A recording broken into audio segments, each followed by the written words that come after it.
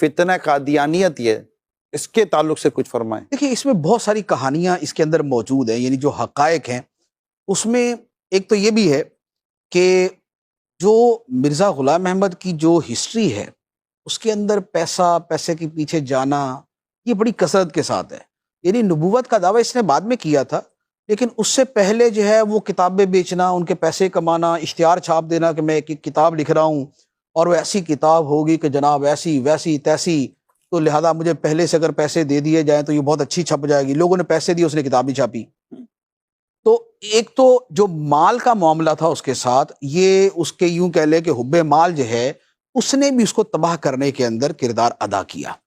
اور اسی وجہ سے جب اس نے یہ دعویٰ کر دیا تو اس کے بعد تو پھر جو اس کے ماننے والے تھے اور انہوں نے اس کو جیسے رکھا وہ آپ سمجھ سکتے ہیں کہ جناب کسی کو نبی مان لیا،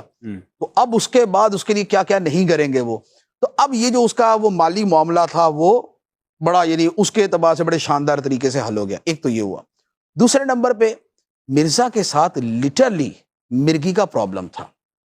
اس کو دورے پڑتے تھے، اور یہ خود اس کے جو ماننے والے ہیں انہوں نے اس کی حالات زندگی کے اندر یہ بات لکھی ہوئی ہے کہ حضرت جی کو جو ہے وہ دورہ پڑا، اور اب وہ جو دورے پڑتے تھے تو پھر جو اس کے اثرات اور جو چیزیں ہوتی ہیں وہ ساری کی ساری اس پہ واقع ہو گئیں۔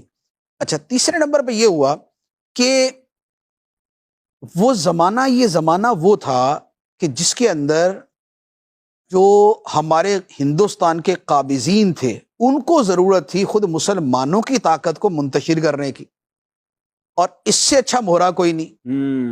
کیونکہ اس نے کیا کیا، اس نے ایک تو حکومت وقت سے وفاداری کے جو ہے وہ کتابیں جاری کی، دوسرے نمبر پہ اس نے کہا کہ ان کے خلاف مقابلے بازی کرنا یہ سب ناجائز ہے، سب حرام ہے، ہم ان کے مطیع و فرما بردار اور ان کے بڑے جو ہے نا وہ وفادار بن کے رہیں گے۔ اب اس سے بڑھ کے اور بندہ کیا چاہیے تھا ان کو؟ تو اب اس کے میسج کو انہوں نے پھیلایا، اس کو عام کیا۔ اب ایک طرف جو اس کے ماننے والے تھے وہ وفادار ہوئے،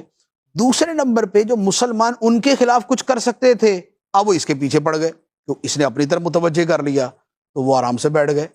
کہ جو دشمن تھے ان کو آپس میں لڑا دیا، کچھ کو اپنی وفادار بنا لیا، تو نتیجہ یہ ہوا کہ وہ تو مدد سے حکومت کرتے رہے، یہ آپس کے اندر لڑتے رہے۔ تو اس طرح کے اسباب تھے مرزا کے پیچھے۔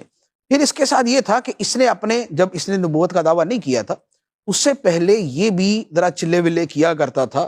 اور چلوں کے اندر یہ ہوتا ہے کہ بعض اوقات کچھ ایسی چیزیں جو مکاشفات کی صورت ہیں وہ سامنے ظاہر ہوتی ہیں،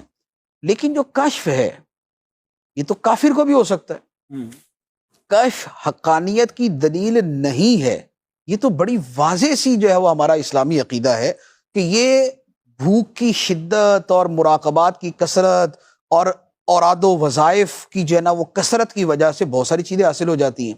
تو یہ چونکہ اس طرح کے چلے کیا کرتا تھا، ایک طرف وہ مرگی کا مسئلہ، اس کی وجہ سے دماغ آلریڈی ان چیزوں کے لیے تیار تھا، ادھر جو اس کے چلے تھے اس نے اس کو ساتھ جوڑ دیا، تو اب نتیجہ یہ ہوا کہ اس کو کچھ نہ کچھ کو رنگ برنگی چیزیں نظر آئیں، اور اس نے اس کو جمع کر کے پھر ایک نبوت کی اپنی بلڈنگ جو ہے وہ تعمیر کر لی۔ تو یہ اس کا میٹر ہوا۔